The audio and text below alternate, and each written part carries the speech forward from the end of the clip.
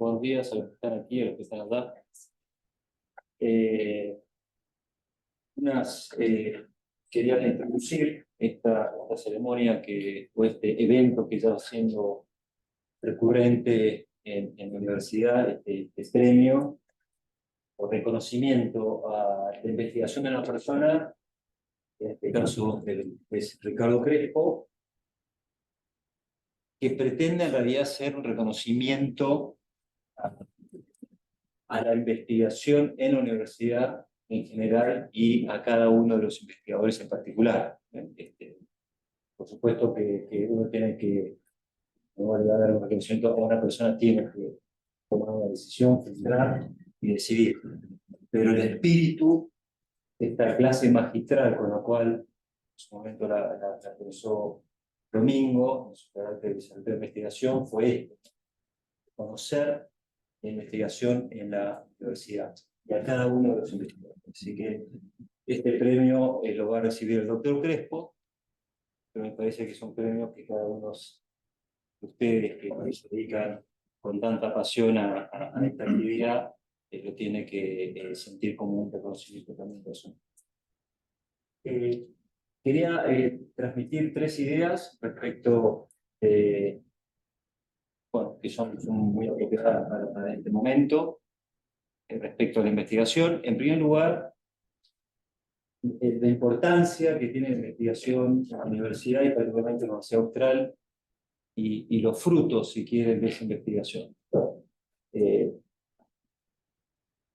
Los rankings no es la Biblia, pero me parece que son medidas objetivas que nos permiten tener una percepción, una medida sobre la calidad de lo que hemos hecho.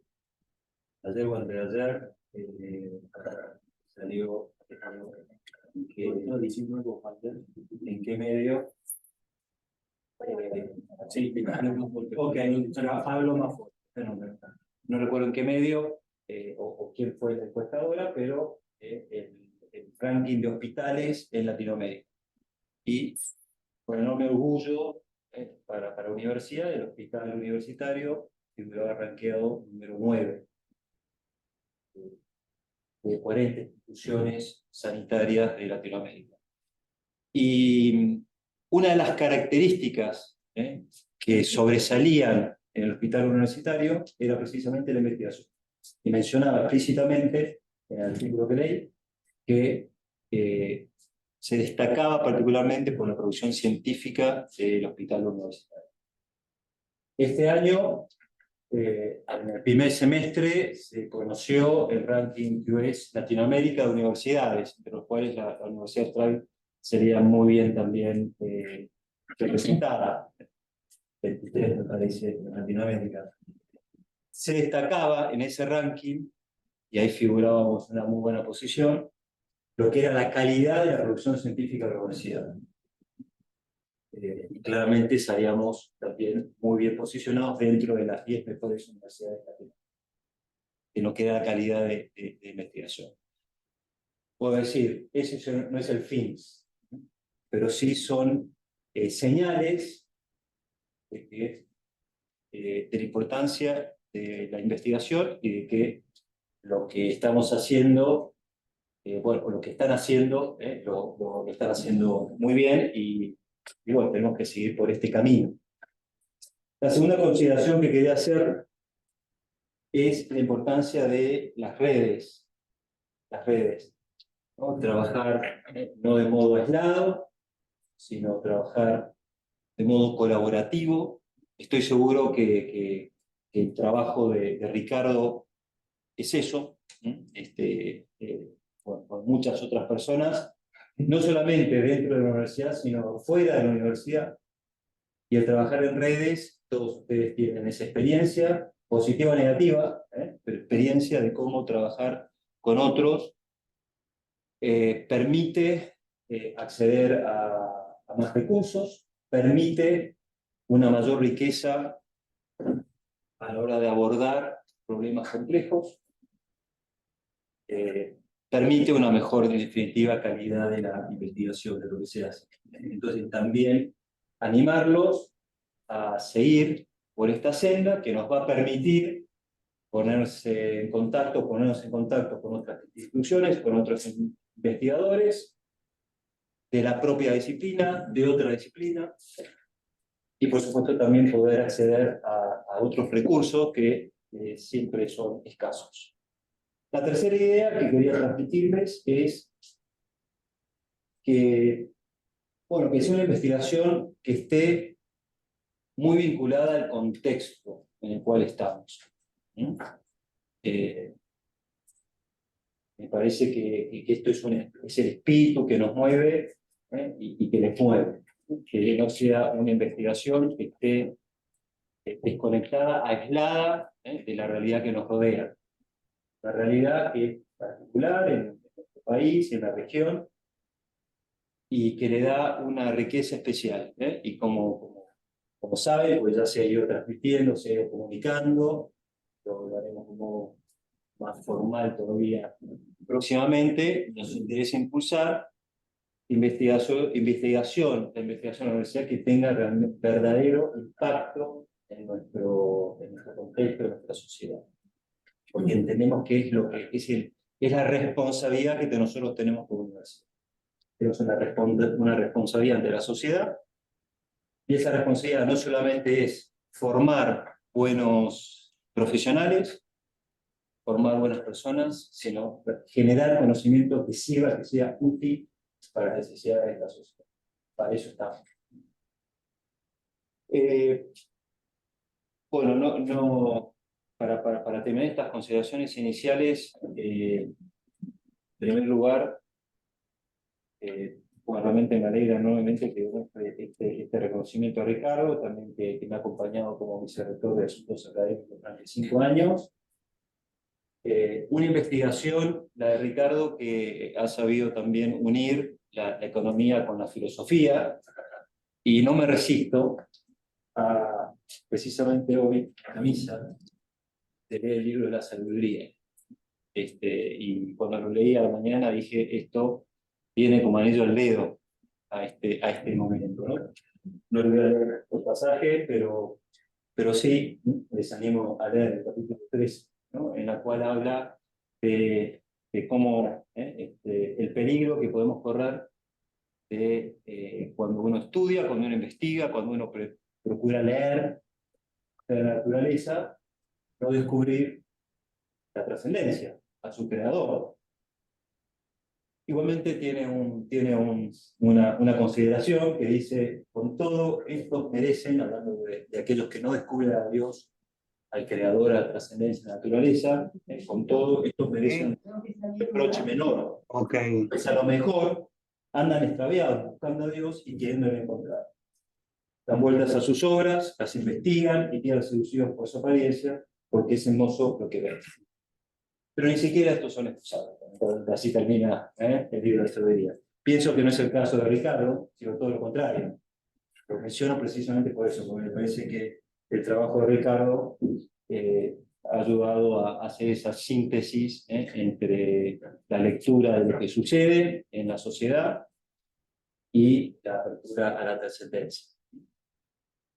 Y por último, también quiero aprovechar para reconocer el trabajo de Domingo Tarcia al frente del Vicerrectorado de Investigación, trabajo ímprobo, que durante este tiempo, durante todos estos años, ha puesto unas bases muy sólidas a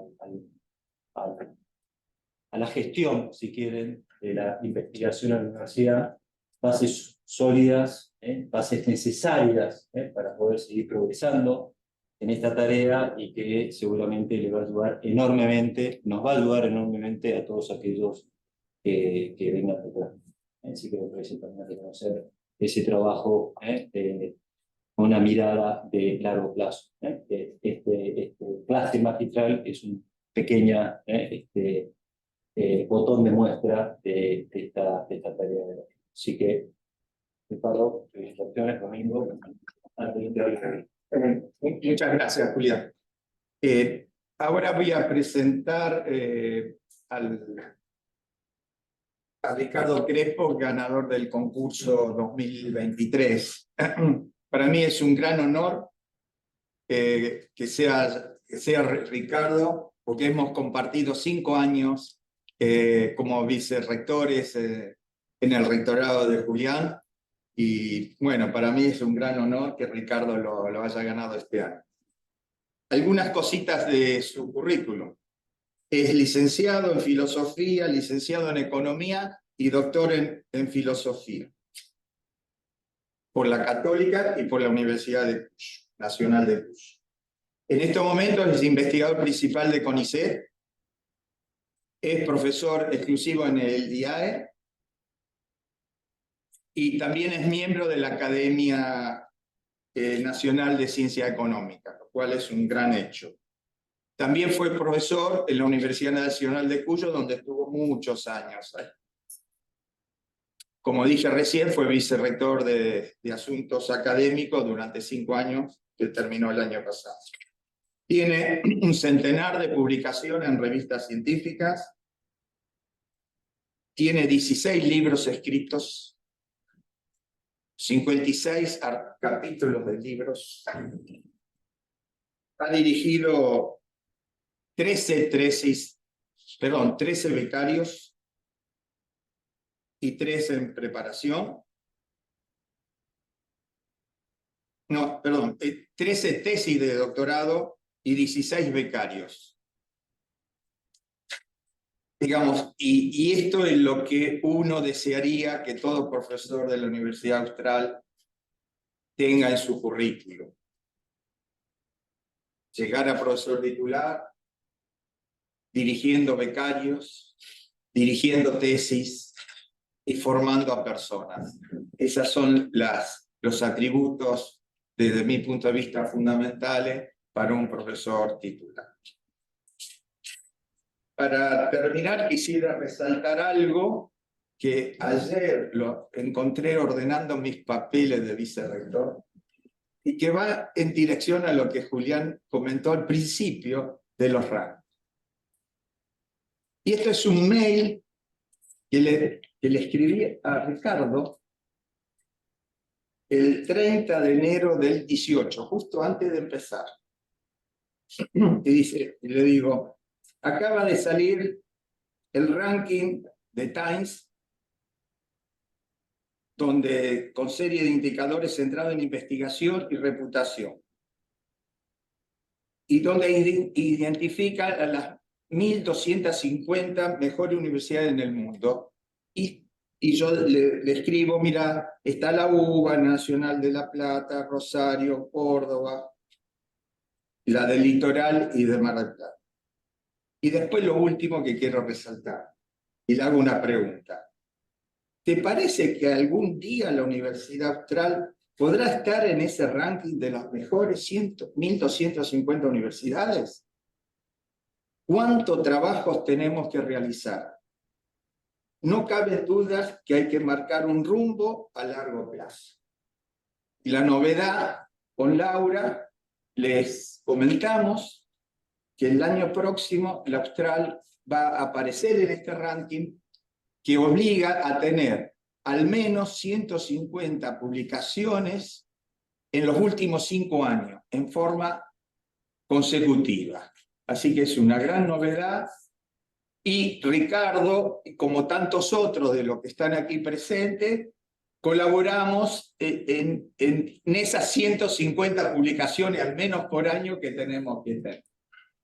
Entonces, esto es una gran noticia que se agrega a lo que Julián comentó al principio.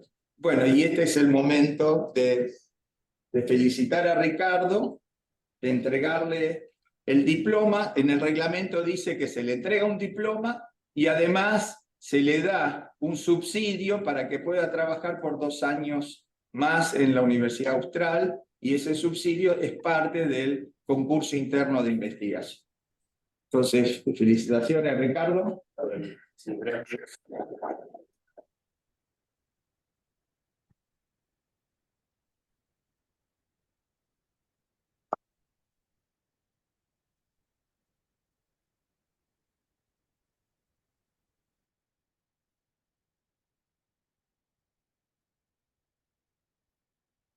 Pues,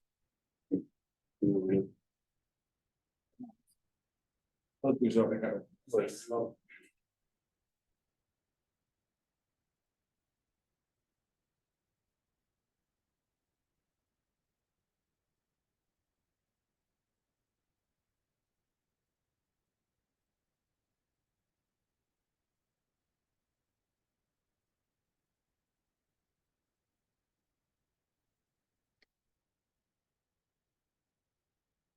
¿Están viendo la presentación? Sí. Fantástico. Rápido. Buenísimo.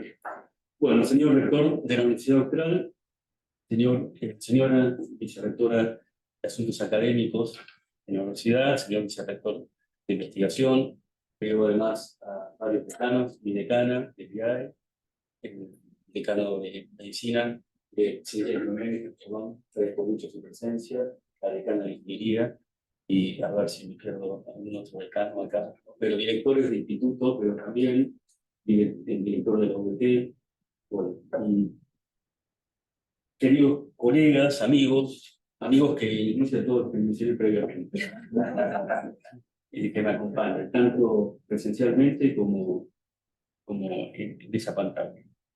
Ante todo, agradezco mucho tanto que se me haya conferido el honor de iniciar esta clase magistral, como la compañía de ustedes y de todos los que me han escrito felicitándome y explicando que no podrían estar presentes. La verdad es que me encanta ver a todos ustedes. Lo veo el futuro. Y me ilusionará asistir a la clase de algunos de ustedes los próximos años. Bueno, voy a leer. Yo estudié filosofía, estudié economía, soy quizá más filósofo que economista, y en filosofía la tradición es leer la prensa, leer la conferencia. Entonces voy a leer, voy a tratar de hacerlo lo más agradable posible, pero bueno, son unas 6 páginas a espacio un medio, con lo cual todavía son unos 40, 45 minutos. Y después no sé si está previsto que pueda haber preguntas, ¿no? Bueno, entonces el artículo 13 del reglamento de la clase magistral de investigación de la Universidad Austral dice que, cito, esta clase podrá presentar durante la primera mitad una charla sobre la disciplina en la que se desempeña y en particular sobre su vida académica, y en la mitad restante un tema de especial relevancia en el que se encuentre trabajando. Por eso el título de la charla tiene como 2 partes, ¿no? Que se refieren a estas 2 partes que prevé el reglamento. Mi vida académica, para empezar con la primera parte, comenzó muy temprano. Doy gracias a Dios de provenir de una familia de universitarios. Mi padre, específicamente, era doctor en Ciencias Económicas y profesor universitario. Una universidad en la que dio clases es la Nacional de Mar del Plata. Por ese motivo, viajábamos durante una temporada, toda la familia, en el Ford Falcon, muchos viernes a la tarde, para que diera sus clases los sábados por la mañana. En esos viajes en auto conversábamos mucho sobre la economía, sentaba la suya. Él tenía una visión crítica de la ciencia económica ortodoxa. Sus argumentos eran múltiples y provenían en mayor parte de su experiencia profesional. Uno que no se puede negar es el frecuente fracaso predictivo de los economistas. El defecto principal de la economía ortodoxa es pretender tratar de un modo exacto a su objeto de estudio, que es fundamentalmente variable y contingente, fuertemente dependiente de las condiciones culturales, históricas, geográficas, sociales de las que se desarrollan. Esta visión crítica me empujó a hacerme desde aquel entonces una pregunta que considero clave: ¿cuál es la naturaleza de lo económico? Esta pregunta marcó mi recorrido académico. Este comenzó con el estudio de las licenciaturas en Economía y Filosofía, culminando con tesinas en temas de fondo. Posteriormente hice el doctorado en Filosofía y unos años más tarde el correspondiente doctorado en Economía. Ambas tesis también fueron sobre cuestiones de filosofía de la economía. Tuve la suerte de tener grandes directores de tesis, que se transformaron en grandes amigos y siguen siendo. La relación director-doctorando es algo muy especial que no se acaba nunca. Yo lo vivo así respecto a los que se doctoraron conmigo también. Estos días hubo unas jornadas que se hacen todos los años de epistemología de la economía en la UBA, y ahí me encontré con varios que se doctoraron conmigo. Fue agradabilísimo estar hora y media con cada uno de ellos tomando un café y siguiendo su recorrido. Aparte de que lo sigo por mail o por comunicaciones telefónicas o Zoom, etc.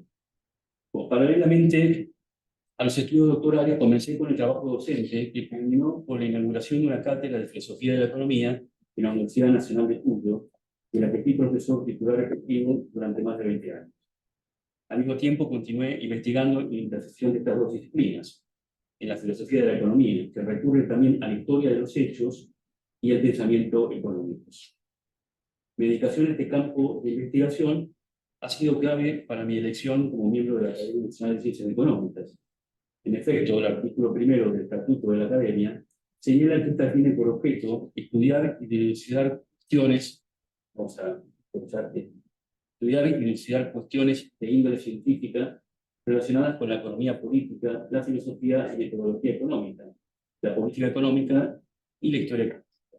Si ya en el momento de fundación de la Academia Nacional de Ciencias Económicas, hace más de 100 años, se tenía claro que la filosofía y la metodología y la historia eran importantes para la economía. Mi conclusión de un recorrido ya no breve es comprobar que la filosofía es el faro que ilumina todas las realidades y ciencias. Otra conclusión de mi experiencia es que la Argentina es un lugar privilegiado para el desarrollo de la ciencia, a pesar de que las carencias que a veces sufrimos los investigadores. He sido secretario y tesorero de la institución internacional que nuclea los de mi disciplina. He publicado en las revistas internacionales y bueno, además de los libros que mencionó Domingo en editoriales también internacionales. Soy parte del paisaje internacional de la filosofía de la economía con diversas manifestaciones. Esto se lo debo al genio que me rodea, al CONICET que me estimula, al IAE con su fantástica logística y apoyo. Me da tanta pena ver diariamente la cola en el consulado español para gestionar la vida haciendo el trabajo de mozo o de limpiaplatos. Bien, se puede hacer ciencia en Argentina y vale la pena quedarse, vale la pena seguir perseverando, porque la inteligencia es un patrimonio universal, más a medios a veces es está. Bueno, en la primera parte de esta clase magistral me propongo entonces explicar brevemente la relevancia para la ciencia económica del estudio de la historia del pensamiento económico y de los hechos económicos y de la filosofía de la economía. La historia ha sido caracterizada por Cicerón como luz de la verdad, ida de la memoria, maestra de la vida, magistra literaria. Es luz que nos ilumina el camino a seguir, recuerdos que nos enseñan. La historia marca el futuro. Los fenómenos de hoy tienen raíces en el pasado. La historia se repite, no siempre en los detalles, pero muchas veces en las notas esenciales. Aprendemos de las crisis, de los planes de estabilización o antiinflacionarios pasados, a encarar la solución de los nuevos. Aunque la próxima vez va a ser más complicado. Aunque a veces no aprendamos. La economía como ciencia aprende de la historia económica y de las ideas de los viejos economistas. La economía es una ciencia dinámica en evolución. Herbert Simon, Premio Nobel de Economía, escribió en 1998 que la economía es una ciencia histórica. Concluye, la actividad económica tiene lugar en un ambiente complejo, natural y social, del cual se puede endogeneizar solo una pequeña parte en el cuerpo de la teoría económica. En la medida en que este ambiente permanece exógeno, las leyes de la economía no pueden tener el grado de universalidad e invariancia de, digamos, la mecánica de Newton. Por estas y otras razones, aducidas en este artículo, la ciencia económica continuará teniendo un importante componente histórico. La ciencia económica de hoy es muy distinta a la de hace 40 años, la de hace 85, comienzo de Hegel Economics, Lionel Robbins, 130, 240 o 2400 años con Aristóteles. Por eso, una aproximación histórica ensancha nuestro horizonte de ideas y posibilidades. Lo que era en un momento marginal, por ejemplo, la información asimétrica, el comportamiento frente a la incertidumbre, las mediciones, se han transformado en centrales hoy día. Lionel Robbins, famoso economista inglés, al que se le encargó rediseñar los planes de estudio de las carreras de economía por los años 60, proponía: debemos prepararnos para estudiar no solo los principios económicos y economía aplicada, Debemos estudiar filosofía política, debemos estudiar administración pública, debemos estudiar derecho, debemos estudiar historia, la cual da reglas para la acción y acrecienta nuestro espectro de posibilidades. Diría también que debemos estudiar las obras maestras de la literatura. La historia de los hechos y pensamientos económicos nos permite ganar en amplitud de perspectivas científicas para abordar el fenómeno económico, adquirir un panorama de la variedad de ideas sobre este, entender la raíz conceptual de las diversas aproximaciones científicas al económico, comprender la naturaleza cambiante del pensamiento económico y cómo evolucionó de una rama de la filosofía moral hasta el siglo XIX a una técnica de ingeniería social en el siglo XX, y juzgar desde el panorama expuesto las ventajas y limitaciones del actual desarrollo de la ciencia económica. Nos hace entender qué hacemos cuando hacemos economía según la concepción actual, dónde estamos ubicados en el marco de las diversas posibles perspectivas de aproximación al económico. Como dice Roger Barthaus, el historiador de la economía, la historia económica nos sirve para proveer al economista con una visión de dónde se ubica su trabajo en una historia más amplia. Nos brinda, sostiene Joseph Pepper, una mayor inspiración para saber cómo actuar. Es antídoto contra la excesiva especialización y el dogmatismo. Según Muriel Rubin y Stefan Mill, preguntaron a Paul Samuelson, cuando tenía 90 años, ¿qué le diría a alguien que comienza sus estudios de grado en economía? Samuelson respondió, bueno, es probablemente distinto a lo que hubiera dicho de joven. Muestran sincero respeto al estudio de la historia económica, porque es la materia prima de la que surgirán todas tus conjeturas o análisis. Yo me resisto a citar la famosa frase final de la teoría general de Keynes. Dice así: las ideas de los economistas y los filósofos políticos, tanto cuando son correctas como cuando están equivocadas, son más poderosas de lo que comúnmente se cree.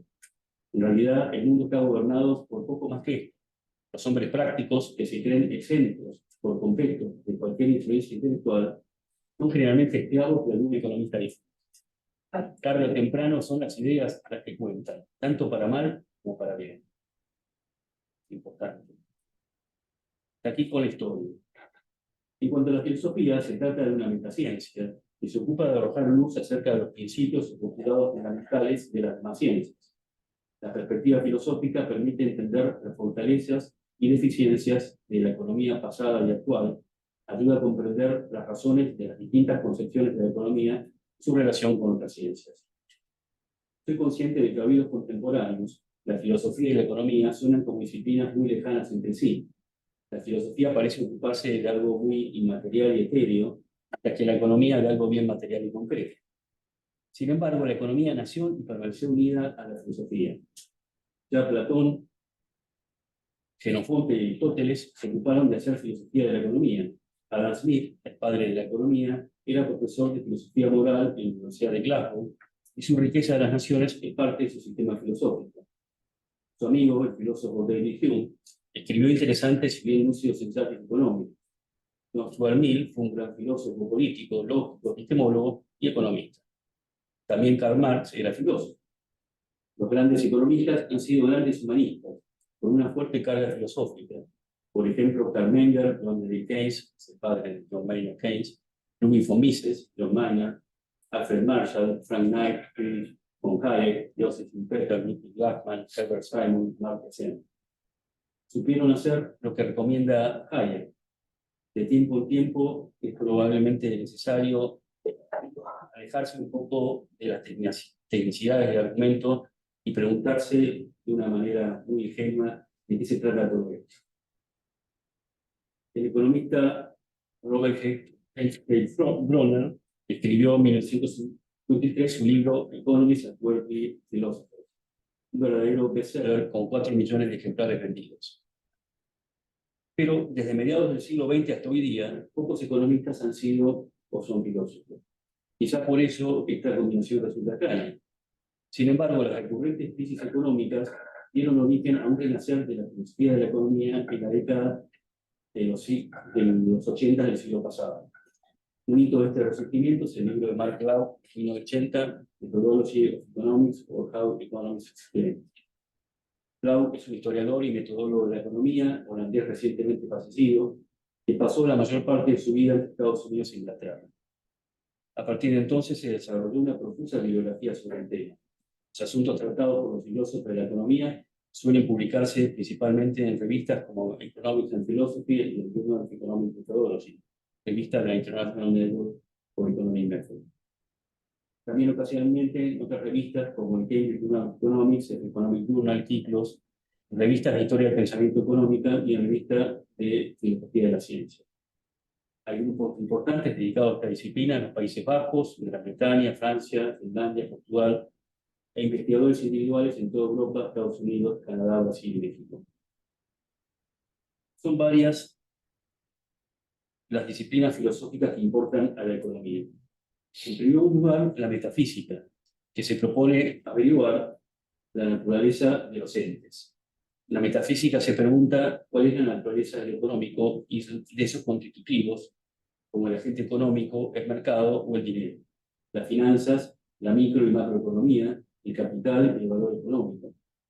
Discernir la naturaleza de lo económico nos permite determinar cuáles deben ser las características de la ciencia que se ocupa de esta realidad.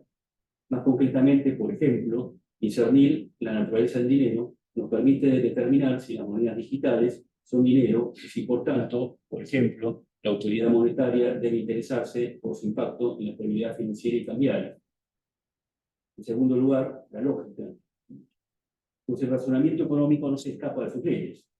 La lógica está implícita en la corrección de las deducciones del razonamiento económico. También nos señala el alcance de las inducciones empíricas y define las reglas para una buena formulación de hipótesis. En tercer lugar, la antropología filosófica.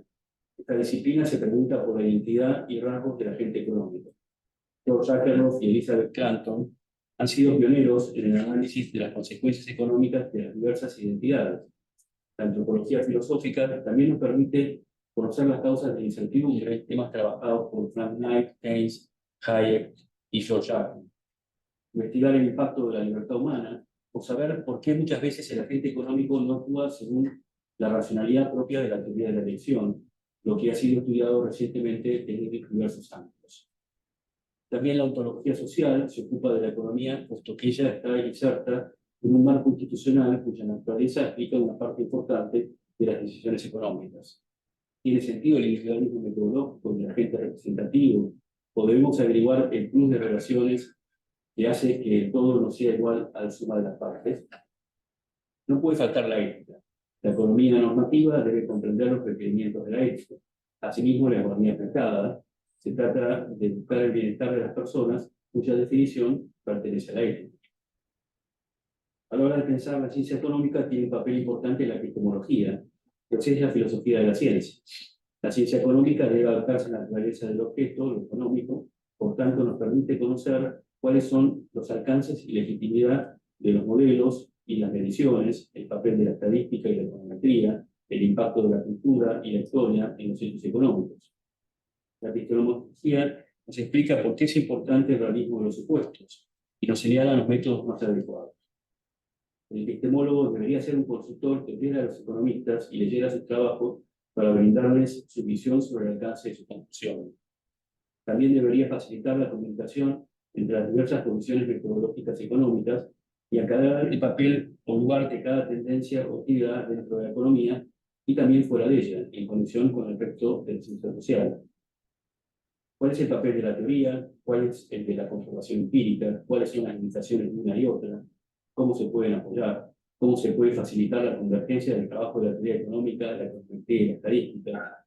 ¿Cómo ayudar a mejorar la comunicación entre las distintas partes? ¿Cómo se debe interactuar con el resto de las ciencias? Si el epistemólogo lograra cumplir este papel, su ayuda sería muy valorada, pues sería real.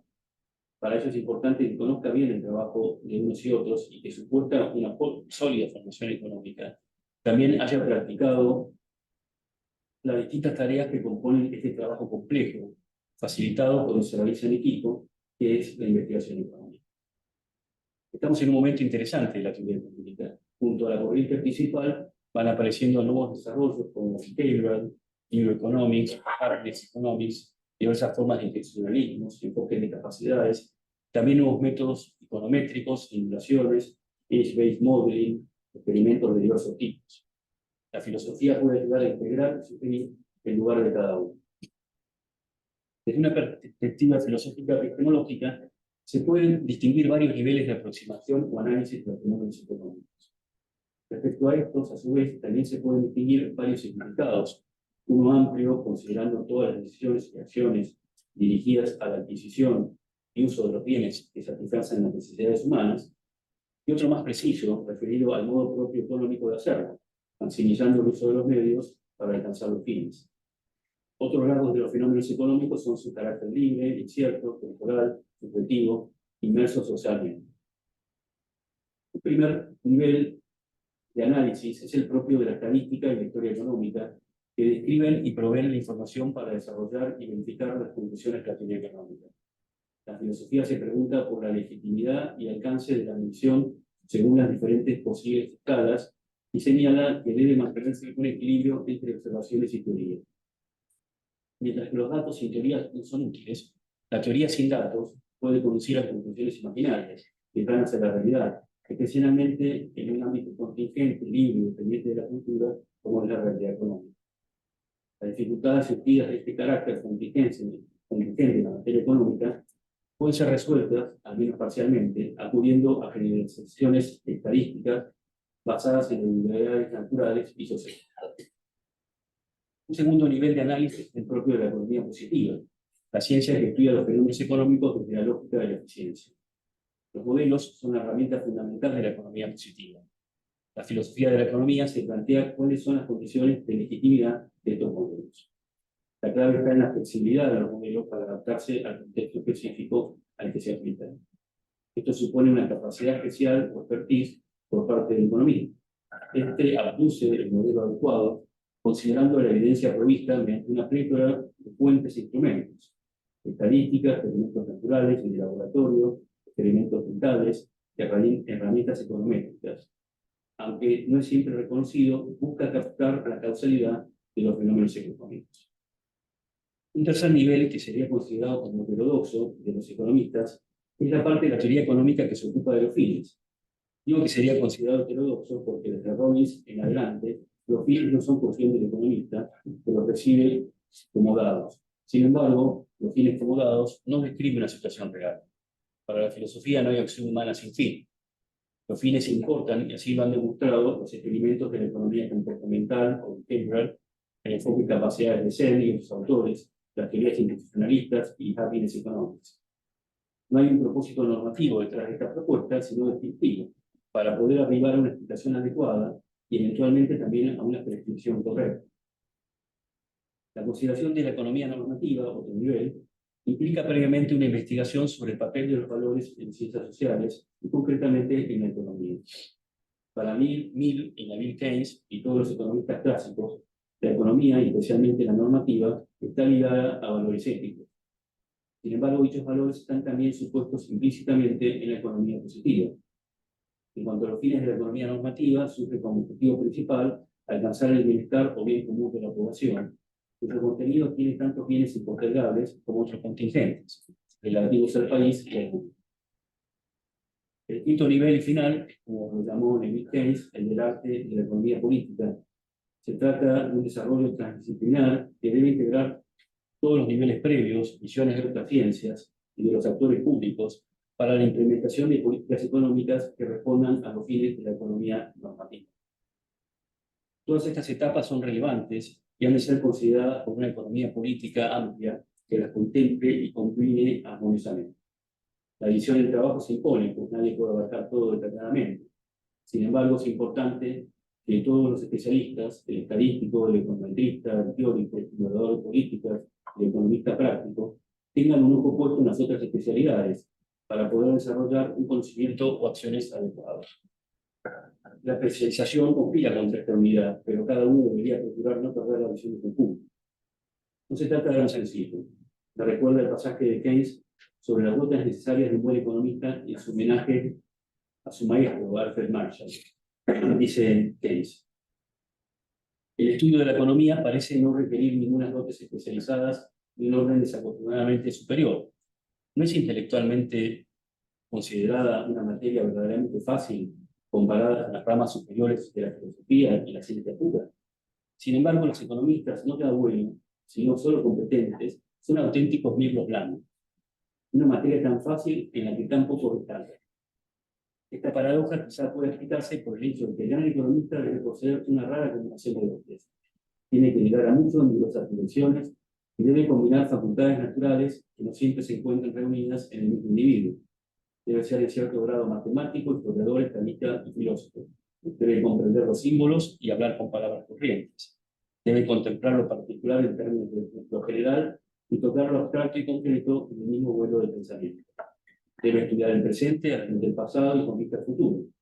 Ninguna parte de la naturaleza del hombre o de sus instituciones debe quedar por completo fuera de su consideración.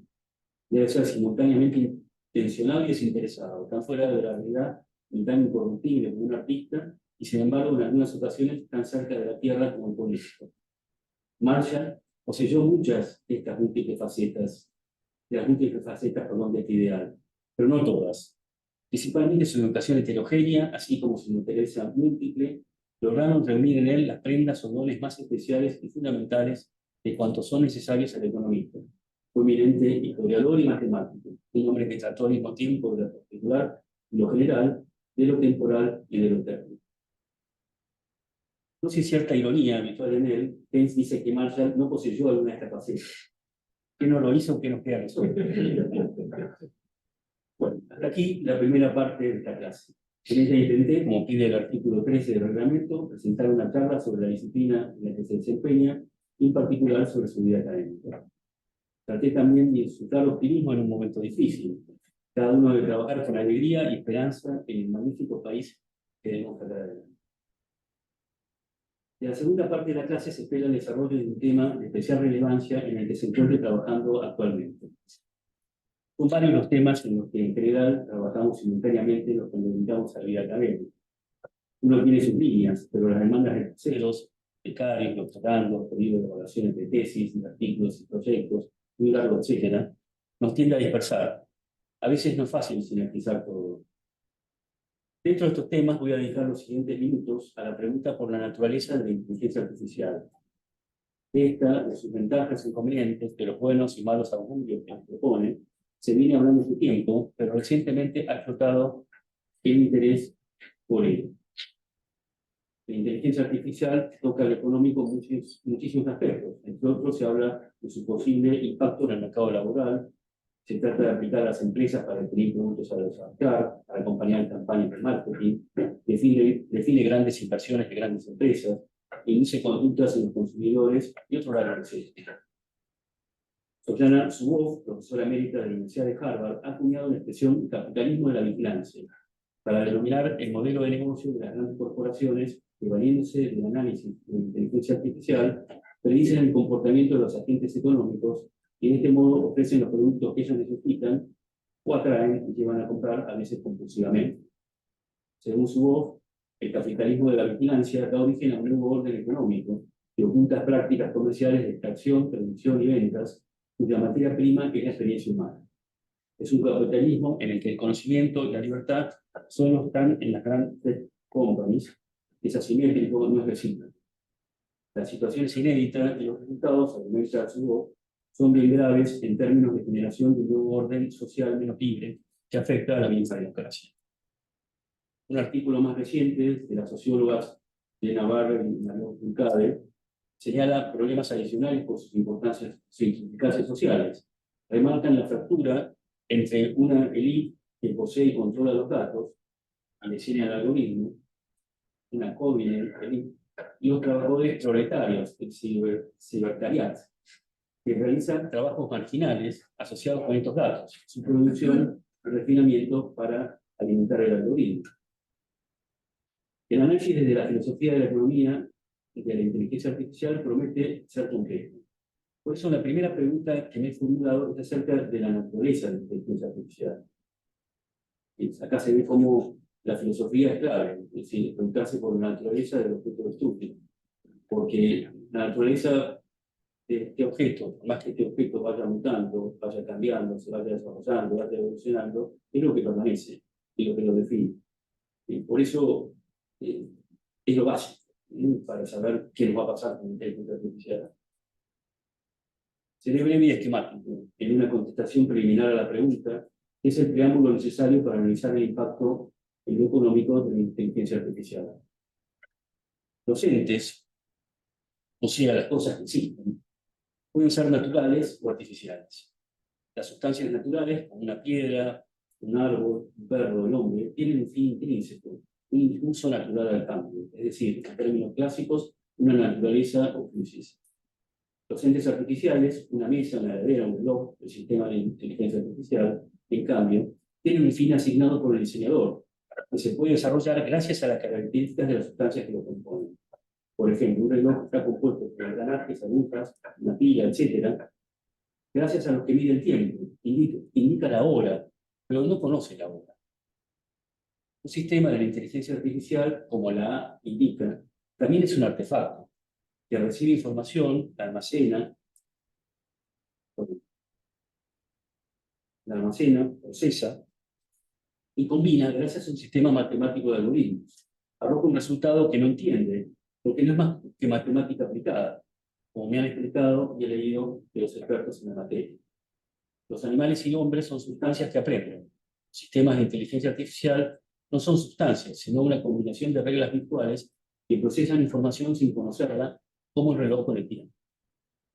Sin embargo, el hecho de llamarse inteligencia nos habla de que al menos trata de imitar o emular la capacidad cognitiva.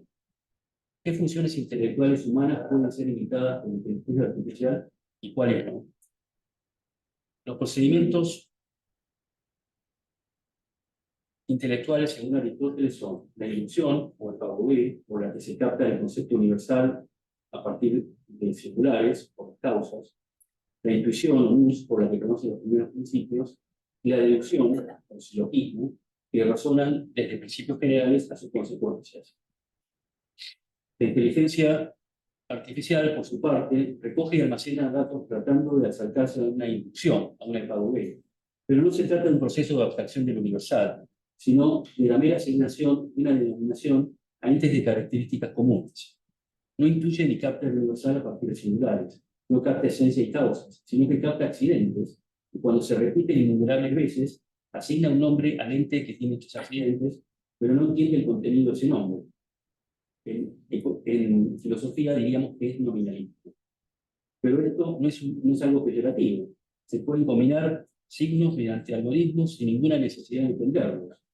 Se trata de una sintáctica sin semántica. Dada la ausencia de semántica, en un proceso consistente en hacer cálculos basados en la representación matemática de signos lingüísticos, no es posible hablar de que la inteligencia artificial entiende. Para poder acceder a un contenido abstracto, una forma, una esencia, una causa, hace falta una potencia inmaterial que lo capte. Por eso no es posible una inteligencia artificial general. Sin embargo, hay muchos miedos a las posibles consecuencias de esta inteligencia artificial general, un tecnopesimismo. El supuesto de estos miedos es el materialismo acerca del hombre, la negación de la existencia del algo inmaterial. Por eso podría ser imitada la inteligencia humana. En la medida en que somos materialistas y pensamos que no hay nada fuera de lo material dentro del hombre, ¿por qué no se va a poder imitar algún día? Pero precisamente la diferencia que hace que el hombre sea algo distinto es que tiene este principio inmaterial por el cual puede entender y crear. El supuesto es materialismo, la negación de existencia de algo material, por eso podría ser imitada. En cambio, la inteligencia artificial realiza procesos deductivos correctamente. Puede aprender, entre comillas, porque tiene memoria y se automejora. Pero como dice Niels Bohr, no, you are not thinking, you are just logical. Estamos en el caso descrito por Borges de Funes el Memorioso. Dice Borges, perdón, acerca de Funes. Probablemente han leído. Nosotros de un vistazo percibimos 3 copas en una mesa. Funes, el Memorioso, todos los vástagos y racimos y frutos que comprende una parra. Sabía las formas de las nubes australes del amanecer del 30 de abril de 1882 y podía compararlas en el recuerdo con las letras de un libro en pasta española que solo había mirado una vez, con las líneas de la espuma que un remo levantó en el río Negro la víspera de la acción del quebracho. Esos recuerdos no eran simples. Cada imagen visual estaba ligada a sensaciones musculares, térmicas, etc. Podía reconstruir todos los sueños, todos los entresueños. 2 o 3 veces había reconstruido un día entero. No había dudado nunca. Pero cada reconstrucción había requerido un día entero. Había aprendido sin esfuerzo el inglés, el francés, el portugués y el latín. Sospecho, sin embargo, que no era muy capaz de pensar. Pensar es olvidar diferencias, es generalizar, es abstraer. En el abarrotado mundo de Túnez no había sino detalles casi inmediatos. Esto es la inteligencia artificial. ¿Cuáles son las consecuencias no deseadas de la inteligencia artificial? ¿Cómo se pueden eliminar o al menos mitigar? Ante todo, hay que decir algo positivo. Reconozcamos las grandes ventajas de la inteligencia artificial. Que extiende nuestras capacidades. Einstein decía, soy inteligente, pero con un lápiz soy más inteligente. O sea, que se puede aplicar a la máquina de escribir, a la computadora, y la inteligencia artificial. Pero también tiene inconvenientes. El capitalismo de la vigilancia, que acabo de mencionar, de Susana Zuboff, la manipulación de nuestras actividades y comportamientos, la discriminación debida a la información sesgada, cargada, y se han propuesto soluciones. Que haya un marco legal, los algoritmos deben ser transparentes, comprensibles, predecibles y controlables, estructuras de gobernanza y rendición establecidas, la formulación de códigos éticos y promover el activismo de los consumidores. Para expertas en inteligencia artificial como Luisa Moore y Shannon Ballor, estas soluciones no son suficientes. El año pasado, Ballor estuvo en Buenos Aires, es una filósofa estadounidense que está especializada en ética, directora del Center for Technomoral Ethics de la Universidad de Edimburgo, de orientación clásica, autora del excelente libro Technology and the Virtues. Le preguntaron en una entrevista, ¿qué estudió filosofía clásica? ¿Qué nos puede enseñar Aristóteles sobre cómo prepararnos para vivir en un mundo tecnológico? Aristóteles y los filósofos clásicos hablan de la sabiduría práctica que consiste en adaptar el conocimiento a un mundo cambiante. Nuestro mundo está cambiando a una velocidad que Aristóteles jamás pudo haber imaginado. Pero aún así, tenemos que tener en cuenta esta valiosa lección, porque en verdad el mundo, los seres humanos y la tecnología siempre han ido cambiando. Y los filósofos clásicos ya han hecho sus reflexiones sobre cómo adaptarnos a un mundo en permanente cambio, mientras logramos preservar nuestras virtudes. La virtud personal es más necesaria que nunca, y por eso también lo son sus fuentes, la educación entendida como paideia, y la ley, la familia y el polis, la ciudad, la sociedad. La demanda moral de la sociedad hacia los técnicos rebasa los códigos que existen. Les pide que se transformen desde lo que hoy son una mera profesión en una vocación similar a la del médico, al soldado o al sacerdote. Pasar de una sola responsabilidad al cuidado también se demora. Luisa Moore habla de una cloud ethics, título de su último libro, una ética que debe ser interior a la inteligencia artificial. Shannon Ballor propone enfatizar el fomento de las que denomina Technomoral Virtues. Son las siguientes. La siguiente lista. La honestidad, definida como un respeto ejemplar a la verdad. El dominio propio, sernos dueños de nosotros mismos para hacer el bien. La humildad como reconocimiento de nuestros límites. La justicia como preocupación por los demás. El valor como prioridad moral. La empatía como sentimiento por los demás. El cuidado como disposición atenta y emocional de las necesidades de los demás. El civismo como disposición a hacer causa común con los demás. La flexibilidad como hábil de adaptación al cambio. Perspectiva, discernir los fenómenos morales como parte de todo moral. La magnanimidad como disposición generosa que tiene legítimos. Y la sabiduría tecnomoral, el factor de la sabiduría, como integración de las virtudes tecnomorales mencionadas anteriormente. Se trata de una tarea urgente de educación moral. Esta debe gobernar sobre todo el proceso de la inteligencia artificial, el diseño, la elección de los datos y la aplicación. Como en tantos otros campos, se debe subordinar la razón técnica a la razón ética. Necesitamos establecer un marco legal y filosófico sólido para aprovechar los beneficios de la ciencia de datos en orden a mejorar la calidad de vida de las personas. Los algoritmos aprenden lo que les enseña el ser humano, por lo que al ensamblar el conjunto de datos es importante prestar atención para evitar profecías autocumplidas y dilemas éticos.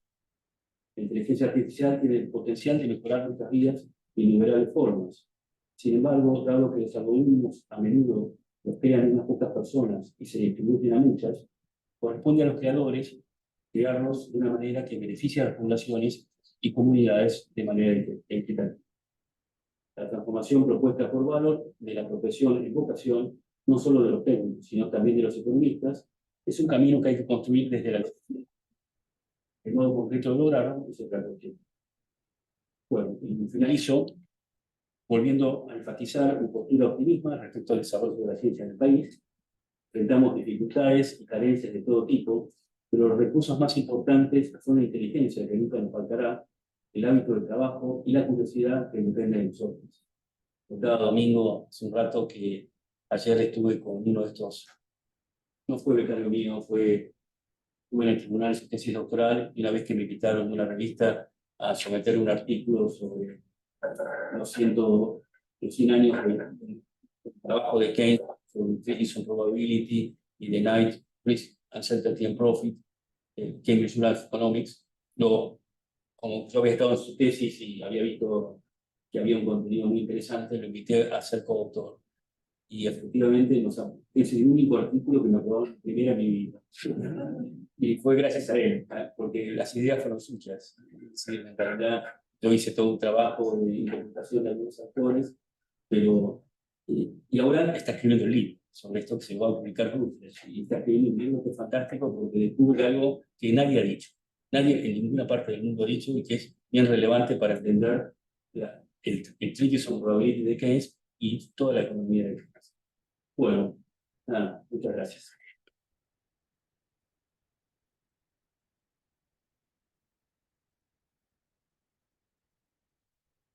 Demasiado con esta lectura.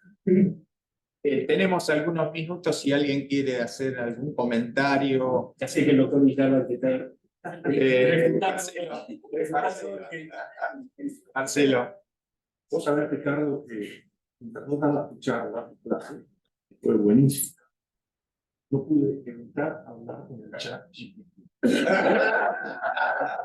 Para contrastarte, ¿no? Entonces le pregunté al chat GPT si puede haber una inteligencia artificial creativa. Mirá lo que me contestó.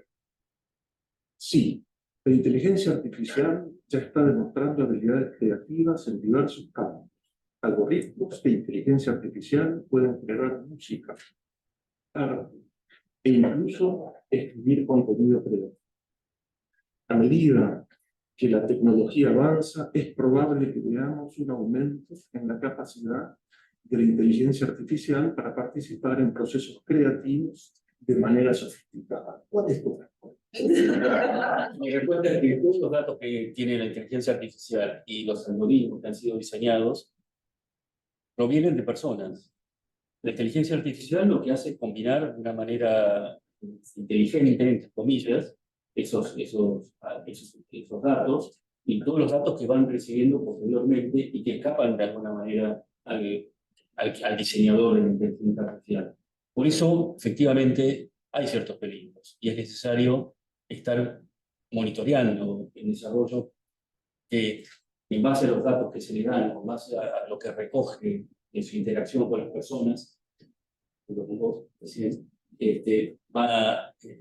van creando, entre comillas. Esa sería mi respuesta. Es decir, que algo de verdad y en todo eso. Bueno,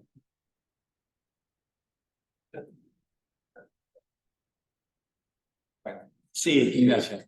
muchísimas gracias, Ricardo, por la clase magistral. Me pareció sumamente interesante. Un panorama enorme de la filosofía y la economía y de estos desafíos de la inteligencia artificial. Yo solamente te quería hacer una consulta por una referencia que habías hecho de Lionel Robbins, donde mencionabas que él destacaba que, por ejemplo, el economista, entre otras cosas, debe estudiar las obras maestras de la literatura, además de la historia y demás, ¿no? Y me acordé en ese momento de esa frase de Aristóteles en la Poética, donde arriesga, por así decir, que la poesía, entendida como la producción literaria en general, no solamente lo que al día de hoy llamaríamos poesía, es más filosófica que la historia. ¿Sí? Eso dice Aristóteles allí en la Poética, pensando que la producción literaria trata de mostrar los tipos universales encarnados en lo particular. Y te quería consultar qué opinabas de eso, si en algún momento alguien pensó alguna cosa con respecto a eso, ¿no? Porque me llamó mucho la atención que destacara que un economista también tiene que leer las grandes obras de la literatura, no solamente por una cuestión de cultura general, sino también para su misma función de economista, ¿no? Sí, efectivamente hay cursos donde se dan obras literarias dentro de la economía y efectivamente hay obras literarias que por la creación superan de alguna manera a la historia, por la posibilidad humana de crear situaciones que nadie ha pensado previamente. Efectivamente, pues, puede ser así. Sería interesante para considerar con lo que decía recién también de la inteligencia artificial, ¿no? Es decir, allí hay una posibilidad creativa que no estaría dada solo por la mera combinatoria, ¿no? De lo ya dado. Sí. Sí, Julio. Mencionaste que alguna vez lo charlamos, ¿no? Pero que estás estudiando la naturaleza del dinero y su aplicación a las criptomonedas. ¿Tenés alguna primera conclusión, alguna idea clara y distinta o todavía no tenés? No, a ver, efectivamente las criptomonedas se pueden transformar en verdaderamente dinero, con todos los fines del dinero. Es decir, ser medio de intercambio, ser depósito de valor, ser unidad de medición, dependerá del desarrollo que tengan, ¿no? Porque el dinero no necesariamente está dependiendo de que una autoridad monetaria le ponga el sello, sino que el hombre puede intercambiar, y de hecho intercambia de muchas maneras con dinero que no está siendo aprobado por la entidad monetaria. Y que efectivamente las criptomonedas se pueden transformar en dinero, y por eso los bancos centrales se están interesando por las criptomonedas en este momento y verdaderamente afectan a la estabilidad financiera y cambiaria del país.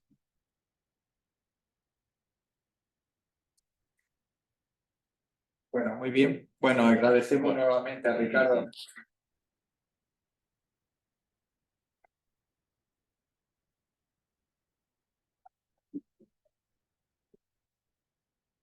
Gracias a los que están aquí.